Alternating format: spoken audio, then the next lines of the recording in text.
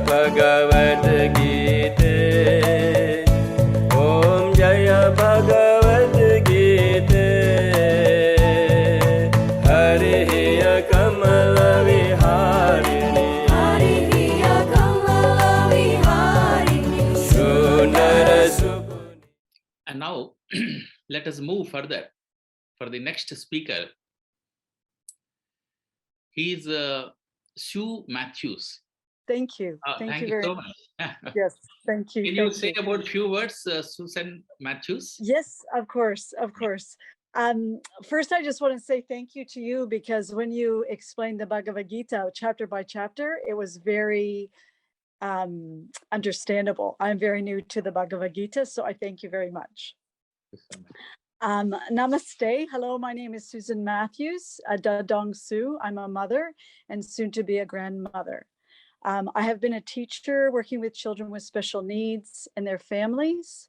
I've also spent my life as a seeker, studying many cultures and religions, taking me all around the world. I want to just thank the organizers, Guruji, and the esteemed leaders and organizers of this very special conference. I feel very honored to be a part of this auspicious event. Firstly, I'd like to acknowledge the sacred land where I am, the land of the Darwal people, the original custodians of the land that I walk on here in Australia. I would like to acknowledge the ancestors as well as elders, past, present, and emerging. Secondly, I'm honored to be amongst such knowledge with all of you, the leaders and the wisdom on this call. I would like to acknowledge the ancestors that have walked before us. I would also like to acknowledge my guru, Durgaji Nicole Phoenix Star, my spiritual teacher, for sharing her teachings, and my sisters for their loving support and deep wisdom. I am new to the Bhagavad Gītā, this sacred text. The Bhagavad Gītā took me on a journey within, to Om, through Arjuna and Krishna, the practice of Om. Reading the Bhagavad Gītā was like moving through a spiral, from the mind, deepening beyond the war within, to the center, to the heart. Unspoken, listening deeply within, connecting with the Om. Om, the sacred sound. Om Brahman. Om creation. The sound of Om takes me on a deep journey inside myself. Deep connection coming back to the center.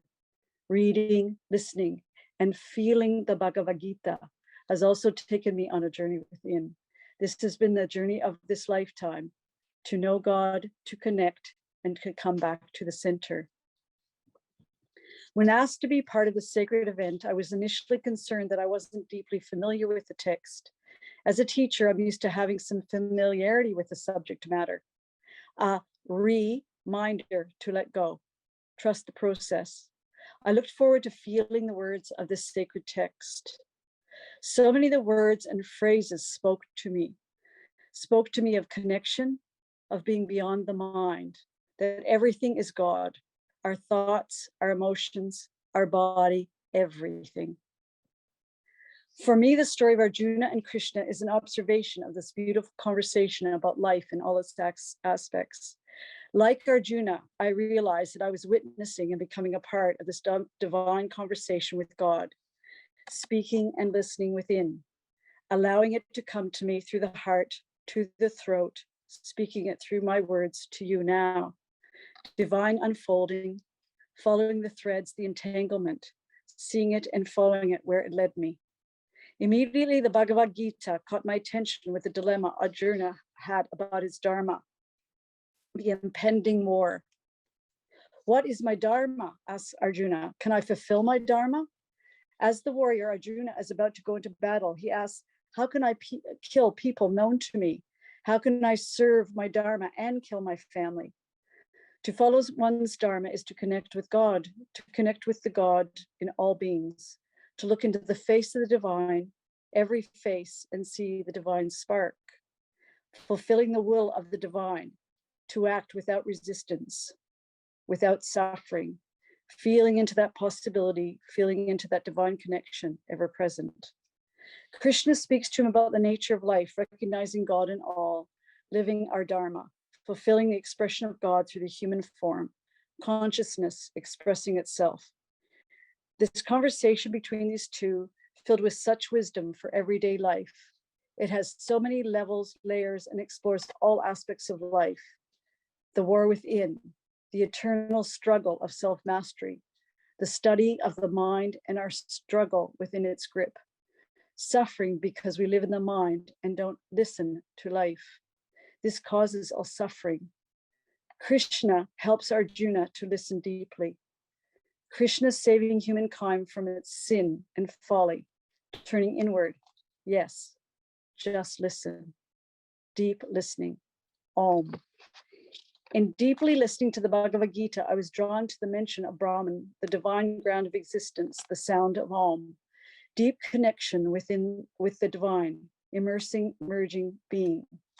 The sacred sound of Om is woven through the text. Synchronicities led me to Om. Om has become a part of my practice this year. As our group practices, we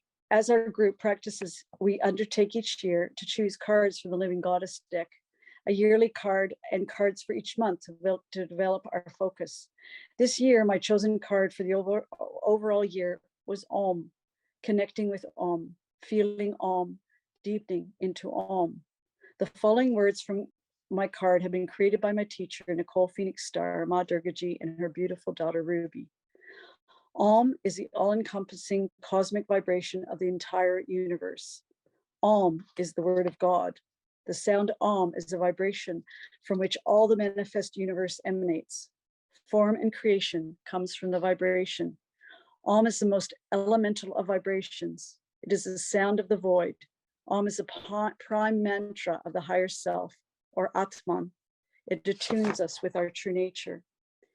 It is the sound of the creator, preserver, and destroyer of the universe, who is also the inner guru and prime teacher. It reflects both the manifest and the unmanifest. Brahman sustaining the vibration of being, life, and consciousness in all worlds, and all creatures. When Om is chanted over and over again, it has the effect of deepening the meditator's consciousness and brings them into a deeper state of awareness. Even more than that, they say when Om is truly experienced, the practitioner can become one with the vibration and feel the universe as their own body. While chanting Om, keep the feeling and always meaning of the sound in your heart. Let your body vibrate with these ideas and spread the power of Om through your heart, body, and life. Bring more of the Om symbol and the sound into your life to support your journey of evolution. Tuning into this ancient sound, diving deeper. The Bhagavad Gītā whispers, Om, the divine sound. Om while dying to say Om. My contemplation. Om while dying, connecting to the all, to everything, the eternal, the last breath in the human form, the eternal vibration moving through the body, leaving it for the last time, the divine breath out. I was honored to be with my father in his last months on this earth. With my family gathered, I witnessed my father take his last breath, watching life leave his body, the gift of life in his body gone, the gift of divine breath complete with his last breath, the gift of death, the gift of his dharma complete, the gift from a life rippling out to all of us, consciousness experiencing itself, the final breath in the body. Death is not the end. As Krishna says, we never die. The eternal part of us, God divine, has no beginning, no end, eternal, returning to Brahman. Dying to say Om. Humans aspiring to deeply connect. This has been my aspiration. Moving beyond the mind, the thoughts, to remember the Om.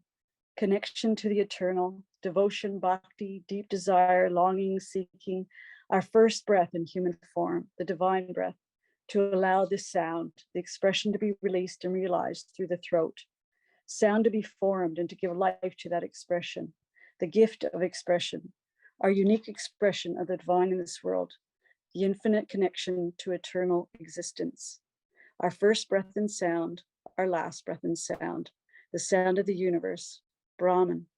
Vibration, frequency, isness, expansion into the all. The 8th discourse, verse 5. And at the end time, remembering me, God, freed from the body, the one who departs, goes to my state of being. There is no doubt in this matter. We return to the Om, to existence, to Brahman, flowing in, flowing out, like a wave flowing into the beach, then moving out to be a part of the greater ocean, happening automatically. Great reverence, preciousness of life, of the Om. Om. My Sankalpa for this year contains the sacred sound. Om, sacred divine union is essence nature. Each word carrying its own sound, its own vibration, its own frequency, bringing forth its own divine message. Pure consciousness, Brahman, diving deeper, coming back to the center. Arjuna asks Krishna about sacred union. Witnessing Krishna devouring evil, Krishna shining the light, illumination and darkness, the light and the dark merging, the union of the human and the sacred, the divine feminine and sacred masculine, the mind and the heart. Krishna says, Arjuna, and doubtless you will come to me. Krishna cuts away doubt. The mind is calmed in the presence of Krishna. As Krishna reveals his true presence to Arjuna, thoughts disappear, merging into everything, into the no-thingness, beyond duality. Between the two eyebrows, one goes to the divine high spirit, brilliant light like the form of Krishna's, so bright that Arjuna cannot see with his physical eyes. 11th discourse, verse 8. But you are not able to see with your own eye, so I will give to you the divine eye. See my powerful yoga. In the 8th discourse, the Blessed One said, Brahman is the highest imperishable. The highest self is said to be one's own nature, giving rise to all states of being. Action is understood as sending forth. Action is understood as it flows from the imperishable, from the source, not a thinking action, but as an extension of source to move forward. Brahman flow, the Verse 13.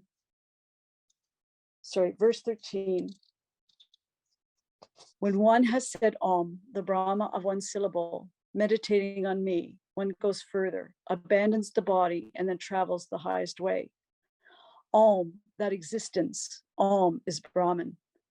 Thou art that. That was existence alone in the beginning, Om amiable one. Verse 42. Brahman action is born from the nature within, calmness, restraint, heated discipline, purity, patience, honesty, wisdom, discernment, and a sense of presence. Verse 66. Letting go of all dharmas, take me alone as your place of rest, and do not grieve, because I will free you from all evils. Freedom from the self, freedom from the identity, freedom from the gender, the job, the partner, the father, the mother, the sister, the brother, the child, the worker, the boss, the student, the teacher, the friend, from all material possessions and attachments, freedom from all limitations, free from all that limits, limiting thoughts, limiting beliefs, freedom from the body, freedom to surrender into being, into creation, unfolding into each moment. I had consciousness speaking to me while I dreamt. Consciousness speaking in the darkness and in the light, soft whispers in the quiet moments, expressions of the listening, the Bhagavad Gītā. The whole world comes together, comes into the still point, feeling the pulsation happening magically, feeling the center point. The awareness is always there. It's always observing, just there, underneath the great battle, constantly there. The Bhagavad Gītā explains the greatest battle of humanity, turning inward, coming inward and beyond the struggle of the human mind, beyond the emotions, deeper still, to repose in the center, awareness, the sacred point, the point of sacred union, where the external, the internal, the human, the God, Arjuna becomes aware of Krishna, seeing all, divine union of God and man, deepest of silence, where the deepest of silence exists, where the Om exists, the sound of Brahma, Om. 17th discourse. Thus, the Om Tat Sat is known as the threefold designation of Brahman in ancient times. The Brahmins, the sacrifices, and the Vedas were arranged this way. Om Tat Sat are the group of 3 mantras in Sanskrit found in the Bhagavad Gītā. It means Om is the mantra of Brahman, Tat is the secret mantra of Parabrahm, and Sat is the secret mantra of Vishnu. Om Tat Sat is the eternal sound, Pranava. Om Tat Sat represents the unmanifest and absolute reality. Verse 24. When sacrifice, gifts, and acts of heated discipline are begun, then Om is uttered by those who speak of Brahman, as it told by Vedic law. Can you Om, conclude, Susan? the sound, sorry? Can you conclude now, please? Yes, I'm just about finished here. Because I cannot ask because your lecture is so nice. I am completely forgetting time, but there is a big list of scholars. Yes, no problem. I'm just about done. I've got just a few sentences left. Yeah. On the sound of creation, the sound where only this can be accessed, where everything falls away, is released beyond the veil, deeper inside, returning to the center. Words come into form. The form is creation beyond the is, pure consciousness beyond words, beyond understanding of the mind. Deepest gratitude to to creation, destruction, and preservation, to the silence, where if you listen very carefully, you can hear the music, the song of the original sound, the birth of the universe, divine creation, the creation moving into manifestation with sacred sound. Thank you, divine. Thank you, Krishna and Arjuna. Thank you, Brahman. Thank you all, for we are all that. With deep gratitude and reverence, Om. Thank you. Thank you so much, Miss Susan Sturdy Matthews. Thank you so much from Australia. And I'm sorry to ask you to conclude because there are other speakers, but your lecture, you have touched the core point in philosophy, that is Om. Om is, because it consists of 3 letters, A, U, Ma, Bijaksharas. And yeah, it certainly, it can create the cosmic vibration. And in Yoga Darshana, Patanjali, Maharshi Patanjali, in Yoga Darshana, when he describes about the Paramapurusha, then he says in next sutra, how to call him? What is his name? Then he says, Tasya Vachakah Pranava. His name is Pranava. Om. Om means Omityekaksharam Brahma. Krishna says in Bhagavad Gītā, Omityekaksharam Brahma Vyaharan ma manusmaran yah prayati chajan deham yati mamatra samshaya. So the person who recites Om in the end of his life, definitely he reaches to me. But I told you, it is not easy. You are also quoting your father's or somebody's recent, your lecture is very good, and you have really, understood the secret of philosophy. And I really am very happy from far lands, from Australia. I think you all are connected to Durga ji, and I thank to her to bring such a very good team to this conference.